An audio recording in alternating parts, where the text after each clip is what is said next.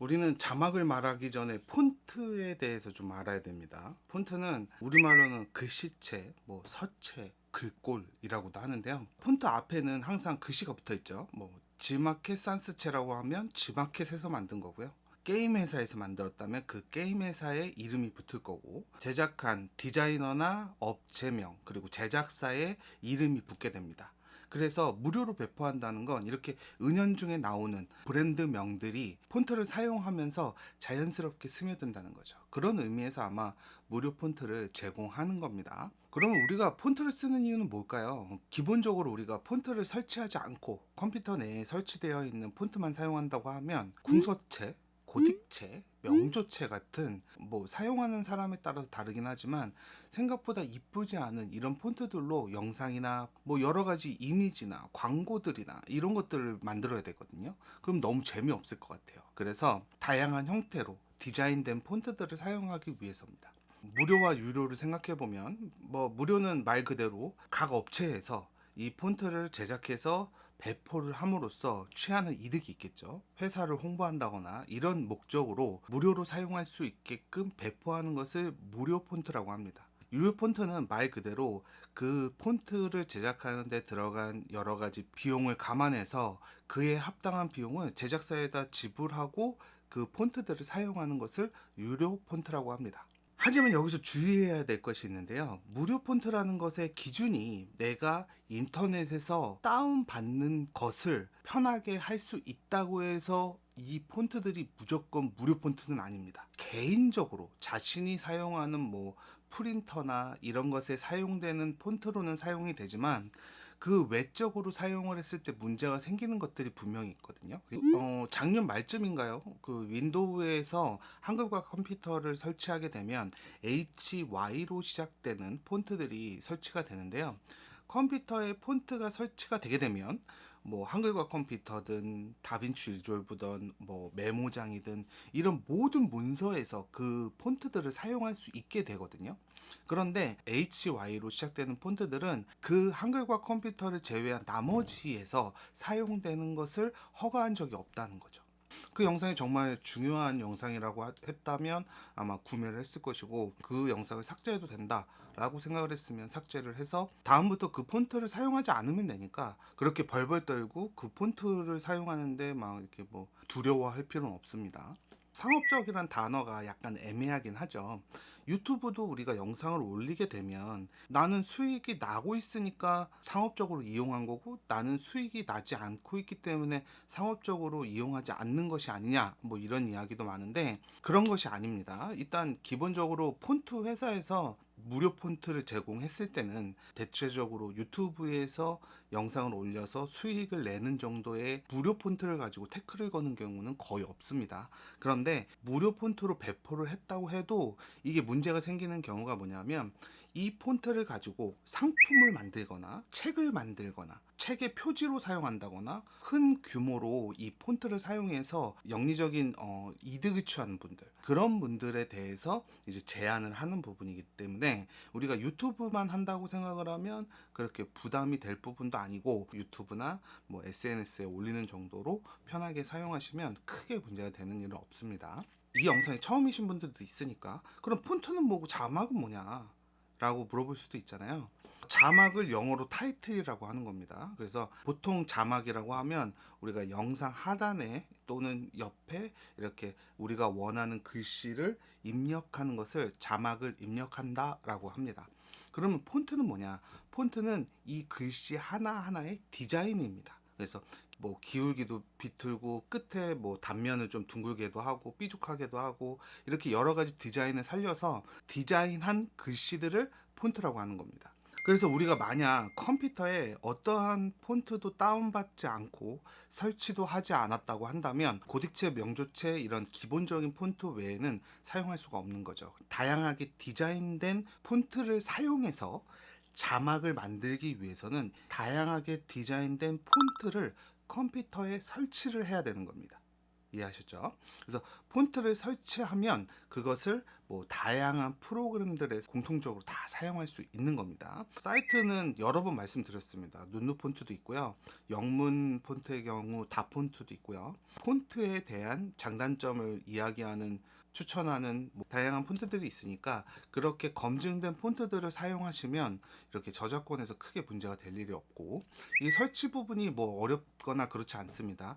폰트를 다운 받게 되면 확장자명이 OTT, TTF라는 확장자명으로 다운이 받아지거든요. 그리고 디자인된 형태로 앞에 글씨가 써 있어서 아, 이건 폰트 파일이구나라는 것을 알 수가 있습니다. 그래서 그런 폰트 파일들을 다운을 받게 되면 더블 클릭을 하시면 자연스럽게 컴퓨터에 설치가 됩니다. 기본적인 사용 방법은 좌측 상단 이펙트에서 도구 상자 타이틀에서 텍스트 플러스를 선택해서 타임라인으로 끌고 오면 자막을 입력할 수 있는데요. 끌고 온 텍스트 플러스를 한 번 더 선택해야 오른쪽에 관리자 메뉴가 활성화됩니다. 그리고 자막을 입력할 수 있겠죠. 여기서 화면이 다른 경우가 있습니다. 첫 번째는 이렇게 한글이 아닌 영문으로 되어 있는 분들이 있거든요. 여기 뭐 이펙트나 인덱스 같은 경우는 영문으로 되어 있지만 텍스트 플러스는 영문으로 되어 있는 게 맞습니다. 근데 상단에 믹서, 메타데이터, 관리자, 그리고 미디어 풀의 왼쪽 상단의 메뉴들, 이런 것들이 다 한글로 되어 있잖아요. 이런 것들이 영문으로 되어 있다면 여러분들은 한글 설정을 하지 않은 겁니다. 그래서 자, 이렇게 보시면 상단의 메뉴들이나 모두 영문으로 되어 있는 분들이 있어요. 이런 분들은 한글 설정이 안 돼서 그렇거든요. 그래서 좌측 상단 다빈치 리졸브에서 상단의 프리퍼런스 선택하시면 이렇게 창이 뜨는데, 여기서 상단에 시스템 옆에 유저가 있습니다. 유저를 선택하시면 하단에 랭귀지가 잉글리시로 되어 있는데요. 이걸 하단으로 내려서 한국어로 설정을 하시면 됩니다. 한국어로 설정하신 후에도 영문으로 바뀌지 않는데, 이건 왜 그러냐면 다빈치 리졸브를 한번 껐다 켜야, 그러니까 재시작을 해야 활성화가 되니까 반드시 한국어 설정을 하시고 나서는 다빈치 리졸브를 재시작하시기 바랍니다. 그리고 이렇게 들어오게 되면 뭐 미디어 풀이라든지 여러 가지 메뉴들이 이렇게 한글로 나타나게 됩니다. 상단의 메뉴들도 한글로 되고요. 그 다음에 좌측 이펙트가 꺼져 있는 경우도 있습니다. 이렇게 이펙트가 없는 경우에는 상단에 이펙트를 선택하시면 되고요. 좌측 상단에 아이콘도 있습니다. 여기를 선택 한번 해보시면 왼쪽에 목록들이 없어집니다. 그래서 이펙트는 있는데 이렇게 있어요 라고 하시는 분들은 이 목록을 한번 선택을 해보시고요. 그 다음에 오른쪽에 보시면 이렇게 길게 늘어져 있는데요. 이것들은 이 익스펜더라는 기능으로 된 기능인데, 이것을 선택해 보면 축소가 됩니다. 다시 선택을 해보면 확대가 되고요. 이 익스펜더 기능은 오른쪽에만 있는 게 아니라 왼쪽에도 있기 때문에 이렇게 길게 사용할 수 있고, 그 다음에 두 가지 메뉴를 선택했을 때 두 가지 상단 메뉴를 같이 사용할 수도 있습니다. 근데 일단 하나씩 사용하고, 지금 이렇게 위로 짧게 만들어 주시고 처음에는 이렇게 타임라인을 넓게 사용하시는 것이 조금 더 편집하는데 편리합니다. 그 다음에 오른쪽에 이 믹서는 만약에 없다고 하면 상단에 이렇게 상단에 믹서를 선택하시면 이렇게 나타났다가 사라졌다 합니다. 그리고 이런 것들이 다 안 되는데요? 라고 생각하시는 분들이 있어요. 그런 분들은 뭐냐면 이 다벤치 리졸브는 레이아웃이 타 프로그램들과 좀 다르게 되어 있습니다. 그래서 페이지가 총 7개로 되어 있는데요. 뭐 미디어, 컷, 편집, 퓨전, 컬러, 페어라인, 이런 다양한 목록들로 되어 있습니다. 그래서 우리가 지금 사용하고 있는 공간은 세 번째에 있는 거, 만약에 이걸 잘 모르겠다 하면 하단에 목록에다가 오른쪽 마우스 대시고 아이콘과 레이블 표시하시면 아이콘 밑에 글씨가 나타나거든요. 이 글씨를 보고 하시면 돼요. 그래서 편집 페이지에 있는 것이 아니라 컷 페이지에 있구나. 그러면 그래서 타임라인과 이런 모양들이 다 틀렸구나 라는 걸 아실 수 있겠죠. 그래서 지금은 편집 페이지에서 하고 있다는 걸 인지하시고, 그 다음에 창들은 이렇게 회색이 되면 사라지고 흰색이 되면 나타난다, 이것들을 알고 계셔야 앞으로 제 영상이든 다른 분들의 영상을 보더라도 아, 이 사람은 이렇게 설정을 해놨구나 라는 걸 알아야 우리가 당황하지 않고 빠르게 진도를 따라갈 수 있거든요. 레이아웃에 대한 개념을 알고 계시면 크게 어려운 부분은 아니니까 여기까지 하고 정리하겠습니다.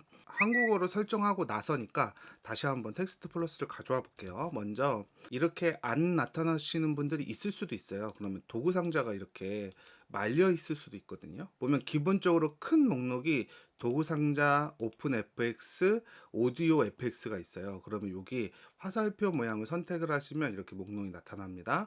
이때 타이틀을 선택하시면 이렇게 텍스트 플러스를 가져올 수 있습니다. 선택해서 드래그를 하고 나서 오른쪽에 한번 보세요. 관리자 메뉴를 봤는데 아무리 눌러도 이런 목록들이 나타나지 않습니다. 비디오 탭이나 오디오 탭. 이건 왜 그러냐면 이 클립을 선택하지 않았기 때문이에요. 그러니까 이 관리자 메뉴라는 건 내가 선택한 클립을 관리하겠다는 거거든요. 크기를 조절하거나 위치를 조정하겠다는 건데 아무것도 선택이 되어 있지 않기 때문에 관리자 메뉴가 활성화가 되지 않는 겁니다. 그러니까 확인할 항목이 없다는 것은 선택한 클립이 없다는 거예요. 그래서 텍스트 플러스 클립을 선택을 하면 이렇게 관리자 메뉴가 나타납니다. 하단에 보면 타이틀이 있고 설정이 있는데요. 요거는 나중에 정리를 할 테고, 타이틀에 대해서 오늘은 자막에 대한 거니까 타이틀에서 한번 살펴볼게요. 우선 타이틀 목록에는 6가지 메뉴가 있습니다. 텍스트, 레이아웃, 트랜스폼, 쉐이딩, 이미지, 세팅이 있는데요. 이 중에서 제가 여태까지 보면서 가장 많이 사용하는 것은 텍스트, 레이아웃, 쉐이딩, 세팅입니다. 세팅을 사용하는 이유는 이 모션 블러 때문입니다. 그래서 텍스트 플러스는 텍스트와 다르게 이렇게 움직이게 되면 모션 블러가 발생을 하거든요. 이 모션 블러를 선택을 해줘야 움직일 때 모션 블러가 나타나면서 조금 더 자연스러운 모션이 됩니다. 그래서 모션 블러를 사용할 때 세팅을 많이 사용하고요. 세팅을 많이 사용 안 할 때도 있습니다. 그냥 텍스트, 레이아웃, 쉐이딩 정도로만 사용하는 경우도 있고, 그 다음에 쉐이딩을 살펴보면 쉐이딩은 예능 자막을 만드는 부분인데요. 요거는 오늘 영상을 정리하다 보니까 영상 내용이 너무 길더라고요. 그래서 예능 자막만 따로 다음 시간에 다루도록 하겠습니다. 그리고 레이아웃은 상단에 보면 레이아웃에서 센터에서 이 자막의 위치를 조절할 수 있습니다.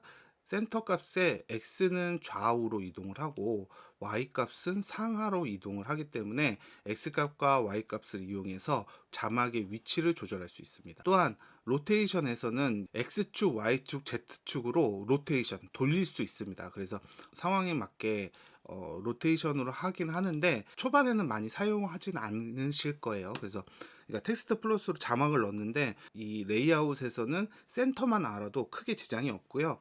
그 외에 다른 기능들은 알면 도움이 되지만 모른다고 해서 결정적으로 편집이 허접해지거나 그러지 않으니 센터는 반드시 외워주시고, 다음 텍스트가 제일 많이 사용하게 되는데요.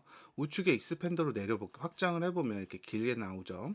여기서 보시면 텍스트 자막을 입력하는 창이고요. 그 다음에 폰트를 설정할 수 있는 폰트 목록들이 있습니다. 그래서 선택을 하시면 여러 가지 폰트들을 설정할 수가 있고, 앞서서 설명한 대로 폰트를 설치를 해야 이곳에서 이런 한글 폰트들이 나타납니다. 심지어 다빈치 리졸브 18 이전 버전에서는 이렇게 한글로 나오지 않는 경우도 많았어요. 한글로 나오는 경우가 많아져서 조금 더 사용하기 많이 편리해졌습니다. 여기 보시면 지마켓 선수도 한글로 나오죠. 상단에 보면 배달의 민족체, 나눔 손글씨 같이 이렇게 한글로 지원이 되니까 내가 원하는 폰트로 설정하시면 됩니다. 그 다음에 폰트 밑에 있는 건 각 폰트별로 그 폰트의 굵기를 조절하는 겁니다. 그래서 얇게, 두껍게 이렇게 설정을 하시는 거고요. 이탈릭으로 들어가면 좀 기울기가 들어가는 거고요. 이탈릭이 없을 때는 그냥 굵기만 설정하는 겁니다. 그래서 이거는 있는 경우도 있고 없는 경우도 있어요. 그러니까 각 폰트별로 설정되어 있는 이 굵기가 있어서 선택을 했는데 설정이 안 된다. 그러면 이거는 지원하지 않는다 라고 생각하시면 됩니다. 그러니까 모든 폰트에 이것이 지원하는 게 아니에요. 그래서 굵은 게 있고 짧은 게 있고 세 가지만 있는 경우도 있고 앞서 보신 것처럼 이렇게 많은 경우도 있습니다. 그래서 저는 폰트에 왜 이런 목록이 없나요? 라고 질문하시면 안 된다는 거죠. 그러니까 폰트의 상황에 따라서 이 굵기는 있기도 하고 없기도 합니다. 그 다음에 색상을 결정할 수 있는 설정 탭이 있어요. 그래서 선택을 하시고 내가 원하는 폰트 색상을 선택할 수도 있고 뭐 이렇게 개별적으로 휠에서 설정할 수도 있고요.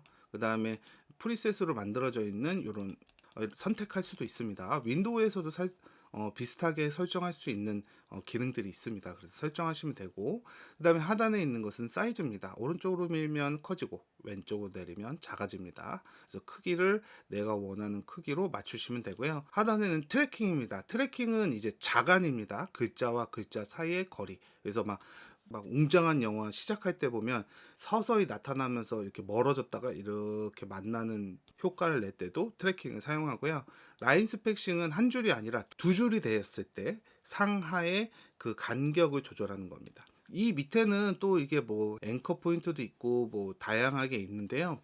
이거는 지금 당장 사실 필요가 없습니다. 이 트래킹을 건든다는 건 이 텍스트가 가독성이 안 좋을 때 좋게 만들다거나 어떤 효과를 위해서 벌렸다 줄였다 하는 건데, 무료 폰트를 다운 받아 보면 디자인 하신 분들이 최대한 그 가독성이나 이런 것들을 고려해서 만든 거기 때문에 그렇게 막 고쳐 쓰는 것보다 있는 그대로 사용하는 게 오히려 더 좋을 수도 있습니다.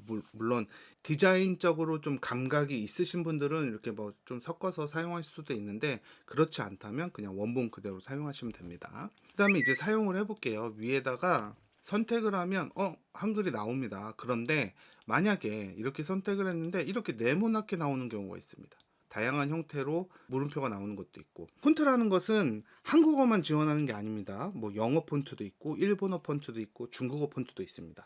그런데 중국에서 만약에 내가 폰트를 만들었는데 나는 영어를 지원하기 싫어, 그러면 지원하지 않는 겁니다. 전체적인 언어들이 있는데 거기에다가 A면 A의 모양을 어떻게 할 것인지, B면 B의 모양이 어떻게 할 것인지를 다 일일이 입력해 놓고 그것을 배포하는 것이 이 폰트인데, 그 안에 디자인을 한글을 표시를 하지 않았다면 이렇게 아예 안 나오는 경우도 있고, 사각형만 나오는 것도 있고, 사각형인데 꽉 찬 사각형이 나오는 것도 있고, 그러니까 결국은 우리가 한글을 입력했을 때는 한글을 지원하는 폰트를 설정해 줘야 된다는 거죠.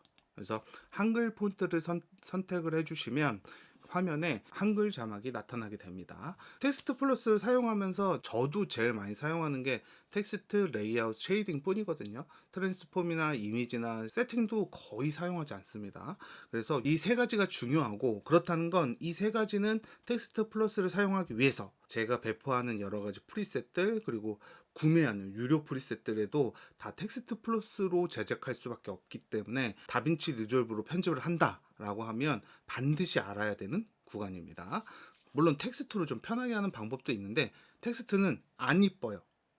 크기와 위치를 조절해 볼게요. 지금 이렇게 화면이 있고요. 여기가 프리뷰 화면입니다. 그래서 마우스를 가져다 놓고 휠을 왔다 갔다 하면 이렇게 확대 축소가 되는데요. 여기서 보시면 이 자막을 어디에 배치할까를 되게 고민을 많이 해봐야 돼요. 왜냐하면 이 시청자들이 다양한 플랫폼으로 보기 때문에 자막을 잘못 배치할 경우 자막을 못 보는 경우가 생깁니다. 이렇게 자막을 너무 겉에다가 이렇게 배치를 해버리면 이렇게 잘려서 안 보이는 경우도 있고요. 그 다음에 이 해상도를 생각하지 않고 무분별하게 아무데나 자막을 배치하면 결국은 이쁘지도 않고 자막 전달도 안 됩니다. 그래서 이것을 방지하기 위해서 상단에 보기 메뉴에서 안전 영역 ON을 누르면 이렇게 밖에 외부에서 테두리, 안에 테두리가 나타나거든요. 이 사각형 테두리 안쪽에 자막을 배치하면 자막이 삐뚤어 나가거나 뭐 안 보이는 것을 미연에 방지할 수 있습니다. 그래서 크기를 조절하고 배치를 할 때 이 안에 배치를 해주는 거죠. 우리가 이동은 레이아웃에서 한다고 했죠. 이동은 Y 값으로. 그러니까 원래는 이렇게 센터에 있겠죠. 그런데 0.5, 0.5가 센터입니다. 왼쪽에서 오른쪽까지 1로 봤을 때 이 중간이니까 0.5인 거고요. 상단에서 밑에까지 봤을 때 중간이니까 0.5인 겁니다. 밑으로 내리면 0이고요. 0이 되는 거고, 그 다음에 위로 올리면 1이 되는 겁니다. X값도 왼쪽으로 가면 0이 되는 거고 오른쪽에 가면 1에 가까워지는 겁니다. 그래서 센터에 있는데 우리가 보통 자막을 쓸 때 이 대칭을 못 맞추면 굉장히 영상이 허접해 보이거든요. 그러니까 안 이뻐 보입니다. 그래서 대칭을 맞추기 위해선 이럴 때는 센터의 값에서 Y값, X값은 좌우고 Y값은 상하라고 했으니까 Y값만 이렇게 이동을 해주면 좌우 대칭이 맞는 거죠. 아셨죠? 그러니까 요거는 꼭 주의해 주시고요. 인위적으로 내가 막 다른 데다 넣고 싶다, 그걸 말리는 건 아니에요. 뭐 이걸 말리는 건 아니에요. 그런데 이 기본적인 베이스 자막들은 이렇게 센터를 맞춰주는 게 좋습니다. 이렇게 한번 센터를 맞춰 놓고 사용을 할 때 이렇게 복사를 Alt를 눌러서 텍스트를 복사해서 사용하시는 분들도 많잖아요. 그래서 복사를 해보면 여기다가 이렇게 다른 자막을 쓰더라도 센터를 유지합니다. 그래서 이렇게 한번 지정해 놓고 사용하시는 게 좋고, 이 디자인으로 예를 들어서 자막을 쭉 쓴다고 하면 이렇게 길게 늘리고요. 그 다음 얘를 자릅니다. 이 부분을 컨트롤 B로 자릅니다. 그럼 이 부분을 선택해서 지워줍니다. 그럼 아무것도 없는 상태죠. 이 상태에서 내가 원하는 만큼 소리를 들으면서 파형에 맞춰서 하겠죠. 뭐 예를 들어서 여기서부터 뭐 여기까지다 자릅니다. 여기서부터 여기까지는 자르고요. 뭐 맞춰서 여기, 뭐 여기서부터 여기라고 하고, 이렇게 자른 상태에서 이제 선택해서 보시면 이렇게 선택하면 빈칸이거든요. 여기다가 알림, 다음 선택해서 부탁드립니다. 이렇게 쭉 나가거든요. 예를 들어서 만약에 대본을 써놨다. 그럼 여기다가 복사, 여기다가 붙여넣기. 하지만 활성화, 컨트롤 C, 컨트롤 V 작업하다 보면 이렇게 하면 똑같은 자막을 쭉 쓸 수가 있습니다.